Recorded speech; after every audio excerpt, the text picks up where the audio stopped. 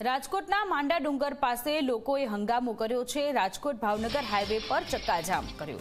પ્રાથમિક સુવિધાઓ ન મળતા આખરે લોકો વિફર્યા। રૂડામાં આવતા વિસ્તારમાં વિદ્યાર્થીઓ સુવિધાઓનો અભાવ છે। અનેક રજૂઆતો છતાં કોઈ જ પ્રકારની સુવિધાઓ ત્યાં નથી મળી રહી। લોકોએ રોડ પર ઢોલ વગાડી વિરોધ નોંધાવ્યો છે।